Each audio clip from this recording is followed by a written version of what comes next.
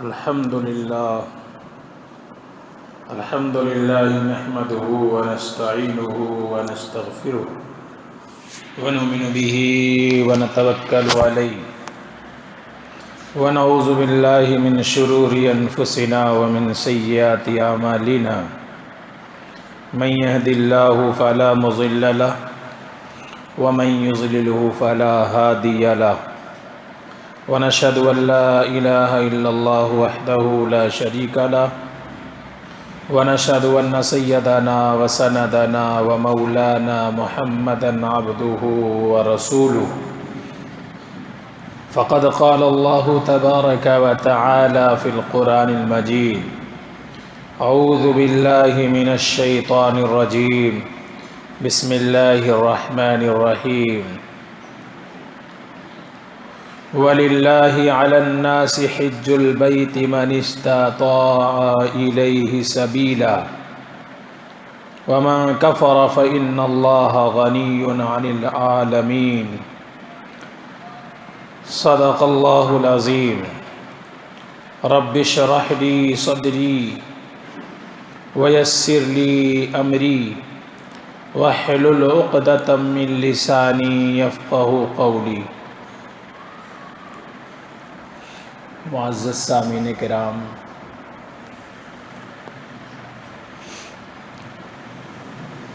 تلاوت کردہ آیت کریمہ کا ترجمہ یہ ہے: اور اللہ کے لیے لوگوں پر جو حج بیت اللہ کی استطاعت رکھتے ہوں حج کے لیے جانا فرض ہے، اور جو کوئی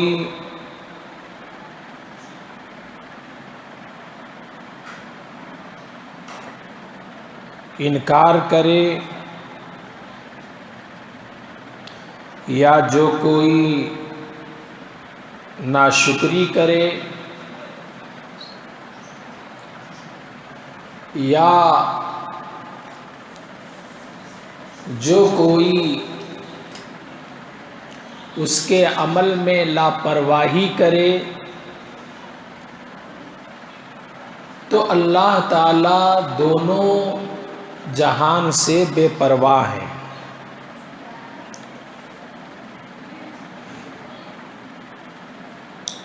قرآن پاک کی اس آیت میں حاجیوں کے لیے خاص طور سے اخلاص کی بات کہی گئی ہے، جبکہ عبادات جو بھی ہیں اور احکامات جو بھی ہیں، ہر حکم میں اخلاص مطلوب ہے۔ نماز بغیر اخلاص کے عند اللہ مقبول نہیں ہے، روزہ بغیر اخلاص کے عند اللہ مقبول نہیں ہے، زکوٰۃ بغیر اخلاص کے عند اللہ مقبول نہیں ہے۔ جتنے بھی عبادات ہیں، جتنے احکامات ہیں، ہر حکم میں اللہ کے اخلاص ہی مطلوب ہے کہ بندہ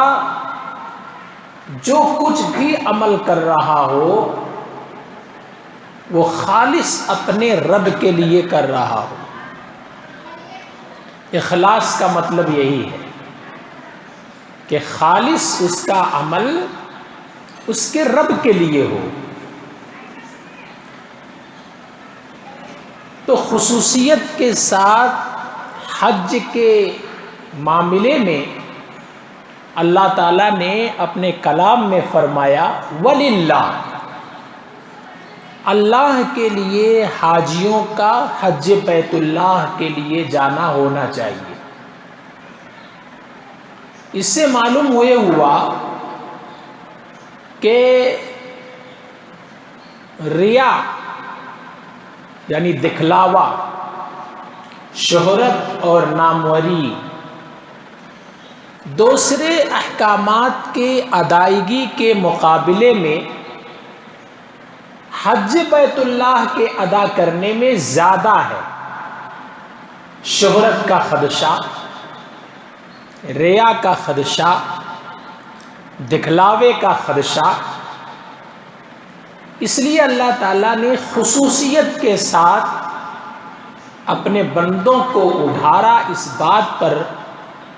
کہ میرے بندے حج کے لیے اخلاص کے نیت سے جائیں۔ حج اللہ کے لیے کرے، وَلِلَّهِ، اور اللہ کے نبی صلی اللہ علیہ وسلم نے اب سے 1400 سال پہلے اپنے صحابہ کرام کے درمیان میں یہ فرمایا تھا کہ میرے صحابہ، میرے بعد ایک ایسا زمانہ آئے گا کہ لوگ کثرت سے حج کریں گے، ایک بھیڑ ہوگی لوگوں کی، اور چنانچہ ہم اور آپ دیکھ رہے ہیں کہ لاکھوں میں لوگ حج بیت اللہ کے لیے جا رہے ہیں۔ اب پورے عالم سے جاتے ہیں، پورے دنیا سے جاتے ہیں، اب پورے دنیا کے چپے چپے سے جاتے ہیں، اور ایک ازدحام ہوتا ہے، بھیڑ ہوتی ہے، ایک بہت بڑا مجمع حج کے موقع پر ہوتا ہے۔ ظاہر ہے حضور پاک صلی اللہ علیہ وسلم کے زمانے میں اتنا مسلمانوں کی تعداد بھی نہیں تھی، اور اسلام پورے طور پر پورے عالم میں پھیلا بھی نہیں تھا۔ اللہ کے نبی صلی اللہ علیہ وسلم نے فرمایا کہ ایک زمانہ میرے بعد ایسا آئے گا کہ لوگ کثرت سے حج کریں گے۔ ایک تو بہت سارے لوگ جائیں گے حج بیت اللہ کے لیے، ایک مفہوم یہ ہے، اور ایک مفہوم یہ بھی ہے کہ لوگ حج پر حج کریں گے، عمرے پر عمرہ کریں گے، خوب حج کریں گے، خوب عمرہ کریں گے، لیکن اخلاص کے ساتھ، للہیت کے ساتھ حج کرنے والوں کی تعداد ایسے ہوگی جیسے گیہوں کے اندر کنکریاں۔ ظاہر ہے ہم جب گیہوں خرید کر لاتے ہیں تو اس میں غالب گیہوں رہتا ہے، اور کچھ گنی چنی کنکریاں بھی رہتی ہیں۔ اللہ کے نبی صلی اللہ علیہ وسلم نے کیا مثال دی، جیسے گیہوں کے اندر کنکریاں، اخلاص کے ساتھ حج کرنے والوں کی تعداد اتنی ہی ہوگی۔ انکار نہیں ہے کہ اخلاص کے ساتھ حج کرنے والے ہوں گے ہی نہیں، اعتراف ہے اس بات کا کہ اس زمانے میں بھی اخلاص کے ساتھ، للہیت کے ساتھ حج کرنے والے ہوں گے، لیکن تعداد ان کی تھوڑی ہوگی۔ آج کے اس گئے گزرے زمانے میں یقیناً چاہے وہ نماز ہو، چاہے وہ روزہ ہو، چاہے وہ حج ہو، چاہے وہ زکوٰۃ ہو، جتنے بھی اللہ کے احکامات ہیں، بہت سے اللہ کے بندے ہیں اخلاص کے ساتھ نماز پڑھتے ہیں کہ ان کا مقصد اپنے رب کو راضی کرنا ہے۔ اخلاص کے ساتھ وہ روزہ رکھتے ہیں، مقصد ان کا اپنے رب کو راضی کرنا ہے۔ اخلاص کے ساتھ وہ زکوٰۃ دیتے ہیں، مقصد ان کا اپنے رب کو راضی کرنا ہے۔ اور آج کے اس گئے گزرے زمانے میں بھی ایسے اللہ کے بندے ہیں جو حج بیت اللہ کے لیے جا رہے ہیں، اور مقصد ان کا رضائے الہی ہے، اپنے رب کو خوش کرنا ہے، اپنے رب کو راضی کرنا ہے۔ تو اللہ کے نبی نے فرمایا میرے صحابہ، میرے بعد ایک ایسا زمانہ آنے والا ہے کہ لوگ کثرت سے حج کریں گے، لیکن اخلاص کے ساتھ حج کرنے والوں کی تعداد اتنی ہی ہوگی جتنی گیہوں کے اندر کنکریاں ہوتی ہیں۔ اور اللہ کے نبی صلی اللہ علیہ وسلم نے پوری وضاحت کے ساتھ یہ فرمایا کہ امراء وہ سلاطین حج کریں گے سیاسی اغراض کی بنیاد پر،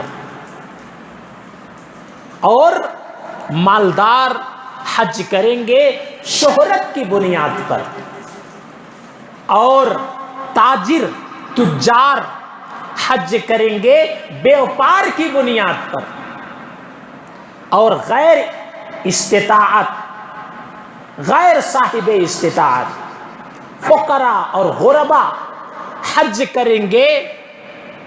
ریاکاری کی بنیاد پر، دکھلاوے کی بنیاد پر اور سوال کی بنیاد پر۔ مقصد ہوگا کہ وہاں جائیں گے اور مانگ کر خوب پیسہ اکٹھا کر کے لائیں گے، اور اگر یہ نہ ہوا تو کم سے کم ہماری ایک شہرت ہوگی،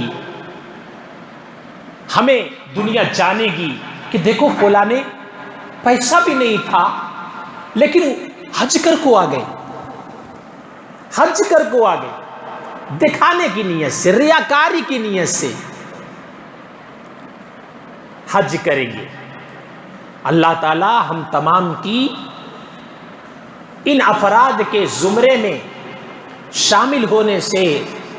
حفاظت فرمائے۔ اخلاص کے ساتھ جو بھی اعمال ہیں اور اللہ کے جو بھی احکامات ہیں انہیں ہمیں ادا کرنے کی توفیق عطا فرمائے۔ تو اللہ کے نبی صلی اللہ علیہ وسلم نے 1400 سال پہلے جن خدشات کا اظہار فرمایا، آج کے اس زمانے میں وہ چیزیں نظر آتی ہیں کہ بہت سارے امراء و سلاطین ایسے ہیں کہ واقعی میں سیاسی اغراض کی بنیاد پر ان کا سفر کرنا ہوتا ہے، مقصد کچھ ہے لیبل کچھ اور لگا ہوا ہے، کتنے مالدار ہیں، بس مقصد ایک شہرت حاصل کرنا ہے، لوگوں پر ناموری حاصل کرنا ہے، اور حج کا لیبل لگا کر حج بیت اللہ کے لیے جا رہے۔ اور کتنے ایسے تجار ہیں، تاجر ہیں، جن کا مقصد کچھ وہاں سے سونا چاندی اکٹھا کر کے خرید کر لانا ہے اور یہاں پر اس کا بیوپار کرنا ہے، یا دوسری کچھ ایسی چیزیں خرید کر لانا ہے، بیوپار کرنا ہے، اور مقصد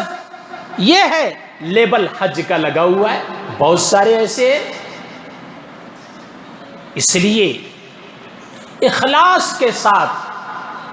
اس عبادت کو انجام دینا چاہیے کہ میں جو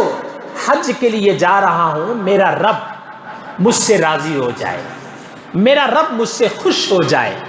میرا رب مجھے مل جائے، میرا مقصد مجھے حاصل ہو جائے، میرا مقصود مجھے مل جائے۔ ایک بزرگ تھے، وہ حج بیت اللہ کے ارادے سے نکلنے لگے، اپنے ساز و سامان کو اکٹھا کرنے لگے۔ ان کا ایک چھوٹا سا کمسن بچہ تھا۔ بچے نے دیکھا کہ ابو کہیں ساز و سامان اکٹھا کر کے جا رہے، تو بیٹا، ظاہر ہے بچوں کے اندر ایک عادت ہوتی ہے کہ جب بچے اپنے ماں باپ کو کچھ کرتا ہوا دیکھتے ہیں تو پوچھ پڑتے ہیں ابو کہاں جا رہے ہیں، امی کیا کر رہی؟ تو بیٹے نے کہا کہ ابو آپ کہاں جا رہے ہیں؟ تو ان بزرگ نے کہا کہ بیٹا بیت اللہ کو جا رہا ہوں، اللہ کے گھر کو جا رہا ہوں۔ تو بچے نے کہا کہ ابو کیا وہاں پر اللہ ہوں گے؟ وہاں پر اللہ ہوں گے؟ تو بزرگ نے کہا ہاں بیٹا وہاں اللہ ہوں گے۔ تو بچے نے کہا کہ ابو میں بھی جاؤں گا، میں بھی جاؤں گا۔ اور اتنا اصرار کیا اس بچے نے کہ باپ انکار نہ کر سکا، اور حج کے سفر میں اپنے بیٹے کو بھی ساتھ میں لے لیا۔ باپ اور بیٹا دونوں حج بیت اللہ کے سفر میں چلے، اور جب مکہ پہنچ گئے اور باپ اور بیٹے دونوں حرم میں داخل ہوئے اور خانہ کعبہ سامنے آیا، تو جو ہی بچے کی نگاہ بیت اللہ پر، خانہ کعبہ پر پڑی، بچے کی ایک چیخ نکلی اور بچہ وہیں پر فوت ہو گیا، اس کا دم نکل گیا۔ اب یہ بزرگ حیران ہو گئے، پریشان ہو گئے، اللہ والے تھے، لو لگایا اپنے رب سے، شکایت کر بیٹھے، پروردگار پارے الہ، یہ کیا ماجرا ہے، یہ کیا ہو گیا، یہ کیا آپ نے کر دیا؟ تو غیب سے آواز آئی، طلبت البیت وجدتہ وہو طلب رب ھذا البیت وجدہ۔ تو نے رب کے گھر کو مانگا تھا، تجھے مل گیا کہ میں بیت اللہ کو جا رہا ہوں، اور تیرے بچے نے اس گھر کے رب کو مانگا تھا، اس بچے کو رب مل گیا، وہ میرے پاس آ گیا۔ تو جیسی جس کی طلب ہوتی ہے، اللہ کی طرف سے ویسے فیصلے ہوتے ہیں۔ اس کا مطلب یہ بھی نہیں ہے کہ ہر آدمی کے حج کی قبولیت یہ ہے کہ وہاں جا کے وہ مر جائے، وہ اللہ کے حوالے ہو جائے، نہیں،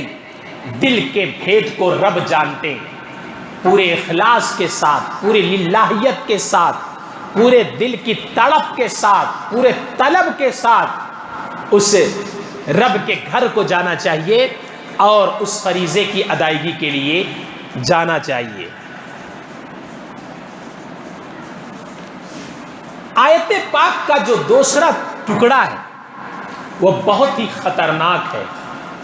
اور وارننگ بھرا ہوا جملہ ہے۔ اللہ فرماتے ہیں وَمَن كَفَرَ فَإِنَّ اللَّهَ غَنِيٌّ عَنِ الْعَالَمِينَ،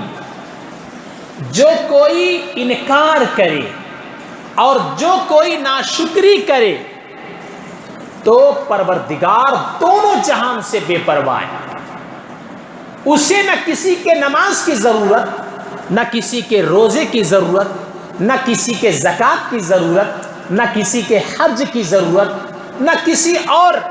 عبادت کی اس رب کو ضرورت ہے۔ وہ رب دونوں جہان سے بے پرواہ ہے۔ جو نماز پڑھے اپنے لیے پڑھے، حج کرے اپنے لیے کرے، جو جتنی اخلاص سے کرے گا اس کو اسی اعتبار سے فائدہ حاصل ہوگا۔ یہاں پر جو ومن کفرہ کہا گیا ہے، کفرہ سے مراد کفر حقیقی نہیں ہے کہ جس نے انکار کیا۔ اگر کوئی آدمی نماز کا انکار کرے وہ دائرہ اسلام سے خارج ہو جاتا ہے، روزے کا انکار کرے دائرہ اسلام سے خارج ہو جاتا ہے، زکوٰۃ کا انکار کرے دائرہ اسلام سے خارج ہو جاتا ہے، حج کا کوئی انکار کرے تو وہ دائرہ اسلام سے خارج ہو جاتا ہے کہ اللہ نے نماز نہیں فرض کی ہے، اللہ نے روزہ نہیں فرض کیا، اللہ نے زکوٰۃ نہیں فرض کی، اللہ نے حج نہیں فرض کیا۔ اس طرح کوئی انکار کر دے تو اس سے آدمی دائرہ اسلام سے خارج ہو جاتا ہے۔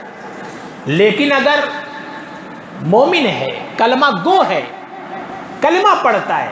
لیکن نماز وہ نہیں پڑھتا، اس کی فرضیت کا انکار نہ زبانی نہیں کرتا، تو وہ مسلمان ہے، وہ مسلمان کہلائے گا، البتہ فاسق کہلائے گا۔ ایسے کوئی بندہ اگر حج بیت اللہ کے لیے نہیں جا رہا ہے کسی بنیاد پر تو وہ دائرہ اسلام سے خارج نہیں ہوگا اگر وہ زبان سے اس کا انکار نہیں کر رہا ہے،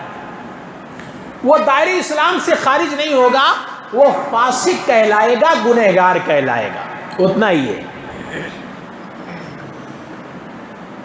یہاں آیت پاک کے اندر ومن کفرہ سے مراد کفر حقیقی نہیں ہے، वमन कफरा से मुराद यहाँ अमली इनकार है, अमली इनकार, अमल से बंदा गोया कि इनकार कर रहा है और अमल से गोया कि वो रब की नाशुक्री कर रहा है। वमन कफरा से यहाँ मुराद है नाशुक्री, वमन कफरा से यहाँ मुराद है नाशुक्री। तो कितना बड़ा नाशुक्रा है। रब ने इसे सेहत दी है, रब ने इसे फरागे वक्त दिया है, रब ने इसे माल दिया है, रब ने इसे अपनी नेमतों से नवाजा है, जा सकता है हज बैतुल्लाह के लिए लेकिन नहीं जा रहा है। बहुत बड़ा नाशुक्र है, नाशुक्री कर रहा है अपने रब की, लेकिन नाशुक्री करके अपने रब को वो नुकसान थोड़ी पहुंचा सकता है। उसका रब दोनों आलम से, दोनों जहान से बेपरवाह है, अपना ही नुकसान कर रहा है अगर वो हज बैतुल्लाह के लिए नहीं जा रहा है। आइम्मा अरबा, इमाम आजम अबू हनीफा रहमतुल्लाहि अलैह, इमाम शाफई रहमतुल्लाहि अलैह, इमाम मालिक रहमतुल्लाहि अलैह, इमाम अहमद बिन हम्बल, जो भी ये चार बड़े इमाम हैं जिनको आइम्मा अरबा कहते हैं, इन चारों इमामों के नजदीक यहां वमन कफरा से मुराद कुफ्र हकीकी नहीं है, यहां कुफ्र से मुराद नाशुक्री है। और हज ना करने वाला वो जबान से उसकी फर्जियत का इनकार ना कर रहा हो लेकिन हज को नहीं जा रहा है, तो हज को ना जाने वाला, हज ना करने वाला वो दायरे इस्लाम से खारिज नहीं है। लेकिन जो साहिब इस्तिताअत हो, जो साहिब कुदरत हो और जो सेहतमंद हो और कोई जाहिरी रुकावट उसके पास ना हो, फिर भी हज बैतुल्लाह के लिए वो ना जाए, तो सहाबे किराम ने, बड़े बड़े किबारे अइम्मा ने बड़े सख्त गैज़ो गज़ब का, अपने गुस्से का इजहार किया है। चुनाचे कुछ सहाबे किराम ने बड़ी सख्त बातें ऐसे शख्स के बारे में कही हैं। हजरत उमर फारूक रजी अल्लाह ताला अन्हो के बारे में खुद बयान किया जाता है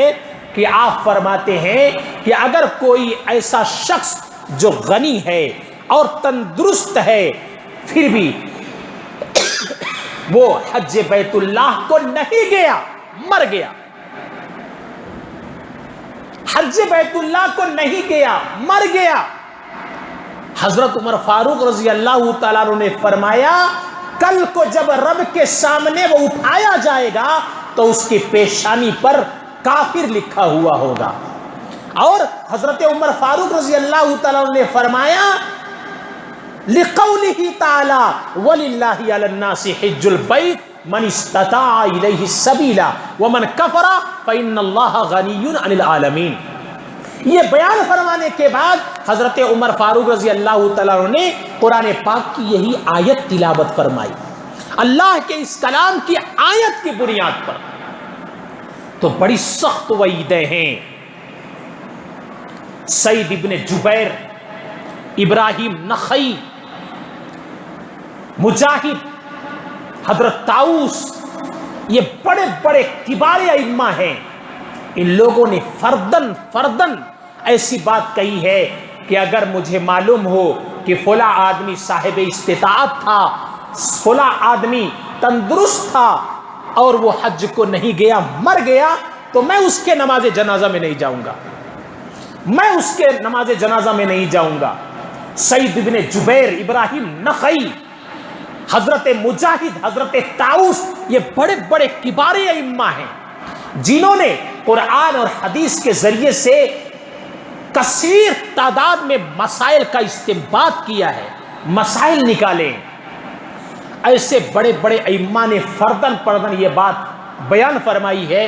कि अगर मुझे किसी के बारे में मालूम हो कि वो साहिब इस्तिताअत था, कुदरत वाला था, तंदुरुस्त था, कोई ज़ाहिरी रुकावट नहीं थी, फिर भी हज को नहीं गया, मर गया, तो मैं उसके नमाज जनाजा में नहीं जाऊंगा।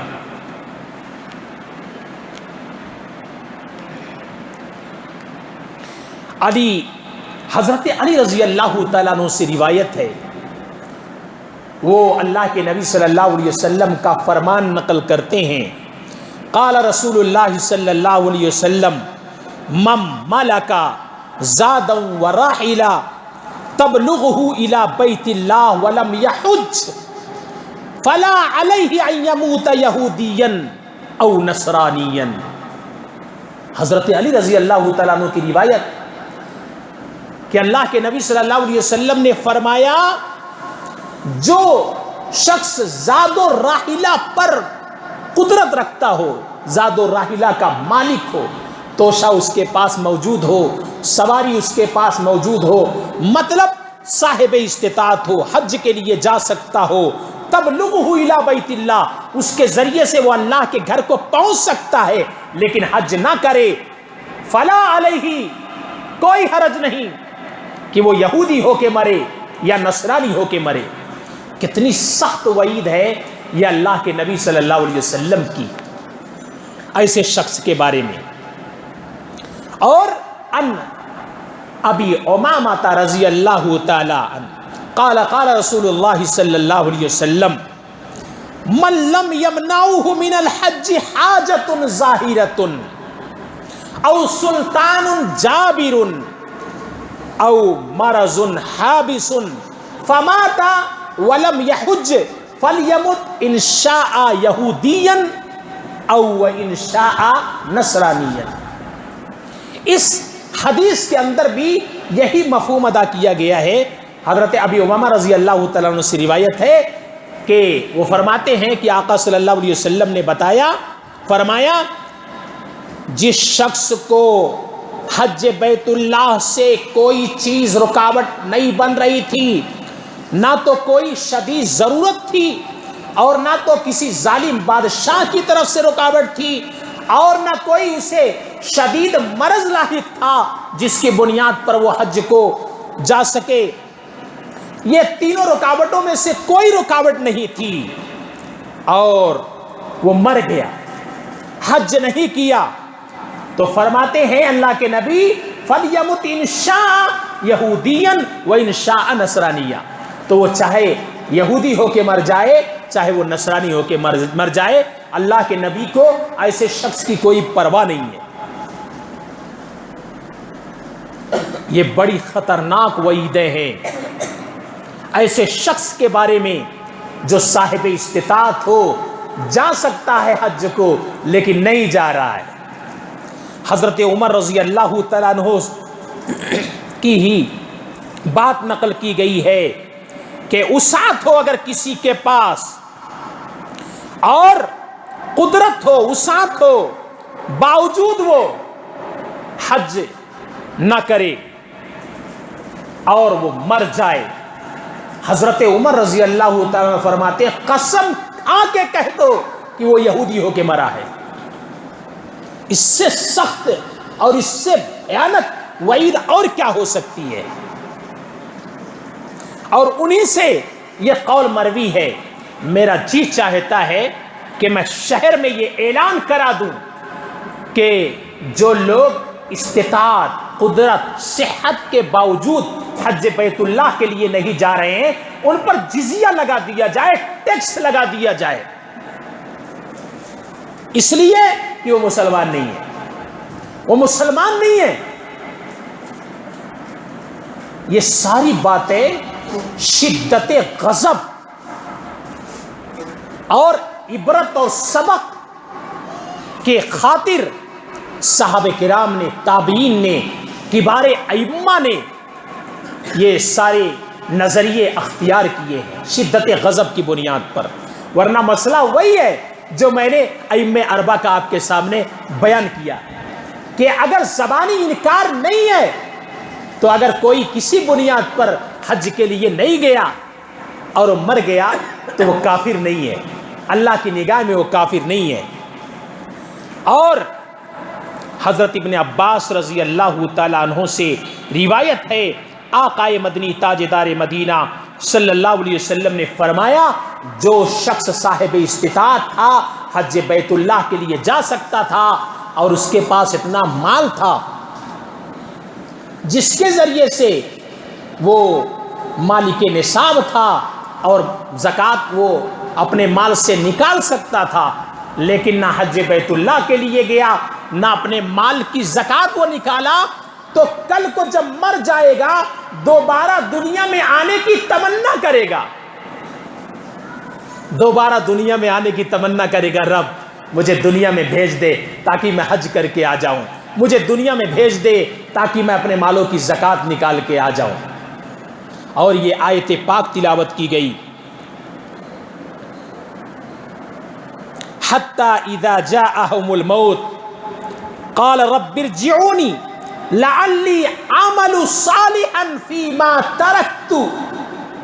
کلا انہا کلمۃ هو قائلها ومن ورائہم برزخ الی یوم یبعثون، کہ جب ان میں سے کسی کی موت آتی ہے تو کہتے ہیں میرے رب مجھے لوٹا دے، مجھے لوٹا دے، رب ارجعون لعلی اعمل صالحا، تاکہ میں نیک اعمال دنیا میں کر کے آ جاؤں، فیما ترکت، جو دنیا میں مال چھوڑ کر کے آیا ہوں نا اس کے ذریعے سے میں نیکی کے اعمال کر کے آ جاؤں، مساجد کو دے دوں، مدارس کو دے دوں، بیواؤں کو دے دوں، یتیمہ کو دے دوں، بے سہارا کو دے دوں، اور جو کچھ بھی میرے اوپر احکامات لاگو ہو گئے تھے حج کر کے آ جاؤں، عمرہ کر کے حج کر کے آ جاؤں، اور زکوٰۃ اپنے مال کی نکال کر کے آ جاؤں۔ لیکن ظاہر ہے دنیا سے دار بقا کی راہ کو منتقل ہونے کے بعد کوئی دنیا میں لوٹ کے نہیں آئے گا، کلا کلا کلا، ہرگز نہیں، ہرگز نہیں، ہرگز نہیں، انہا کلمۃ ہوا قائلوہا، بس وہ ایک زبان سے بات کہہ رہا ہے، اس پر عمل نہیں ہوگا، ہرگز ہرگز اب عمل نہیں ہوگا۔ دنیا دار العمل تھی، وہاں پر اسے عمل کرنا تھا، اب چڑیا چگ گئی کھیت، اب کا ہوئے پچھتائے جب چڑیا چگ گئی کھیت۔ یہ دنیا عمل کی جگہ تھی، یہ دار العمل تھا، عمل کا گھر یہ دنیا تھی، یہاں پر اس نے عمل نہیں کیا، اس لیے آنکھیں بند ہونے سے پہلے، یہ دنیا چھوڑنے سے پہلے اگر ہمیں اللہ نے صاحب استطاعت بنایا ہے، قدرت ہے، بس میں ہے اور صحت ہے، کوئی ایسی ظاہری رکاوٹ کسی ظالم بادشاہ کی طرف سے یا کوئی ایسا مرض لاحق نہیں ہے، آپ جا سکتے ہیں حج بیت اللہ کے لیے، چلے جائیے۔ جن کو اللہ نے صاحب استطاعت بنایا ہے انہیں حج بیت اللہ کر لینا چاہیے، اس میں ٹال مٹول نہیں کرنی چاہیے۔ اللہ کے نبی صلی اللہ علیہ وسلم نے فرمایا جس شخص کو کہ اللہ تعالیٰ نے صحت دے رکھی ہے اور اس کے مال میں وسعت دے رکھی ہے، پھر بھی وہ حج نہ کرے، 5 سال اس طریقے سے ٹال مٹول کرتا رہے، حج کو نہ جائے، اللہ کے نبی نے فرمایا ایسا شخص محروم ہے، ایسا شخص محروم ہے۔ اور اللہ کے نبی صلی اللہ علیہ وسلم نے فرمایا اگر کوئی مرد اور عورت چاہے جو ہو اس کے بس میں ہے، اس کے بس میں ہے کہ نیکی کے کاموں میں وہ خرچ کرے، اپنے مال کو لٹائے، اپنا مال خرچ کرے، لیکن وہ بخل کرتا ہے، بخل کرتا ہے، مال ہے مساجد میں نہیں دیتا، مال ہے مدارس میں نہیں دیتا، مال ہے اپنے رشتہ داروں کا حق ادا نہیں کرتا، مال ہے اپنے ماں باپ کا حق ادا نہیں کرتا، مال ہے اپنے بھائی بہنوں کا حق ادا نہیں کرتا، مال ہے اڑوس پڑوس کا، دوست احباب کا حق ادا نہیں کرتا، بخل کرتا ہے، بخل کرتا ہے۔ اللہ کے نبی نے فرمایا بخل کرتا ہے، بچا بچا کر رکھتا ہے۔ اللہ کے نبی نے فرمایا سخت خطرناک وارننگ ہے، اگر کوئی مرد و عورت اللہ نے وسعت دی ہے، مال دیا، اپنی نعمتوں سے نوازا، وہ نیکی کے کاموں میں خرچ کر سکتا ہے لیکن بخل کرتا ہے، اللہ کے رضا کے کاموں میں خرچ کر سکتا ہے، بخل کرتا ہے، اللہ کے نبی نے فرمایا تو وہ ایسے بہت سارے کاموں میں خرچ کرے گا جو اللہ کے ناراضگی کو دعوت دینے والے وہ کام ہوں گے. ایسے بہت سارے کاموں میں خرچ کرے گا. چنانچہ دیکھو ہم اور آپ اپنا محاسبہ کریں.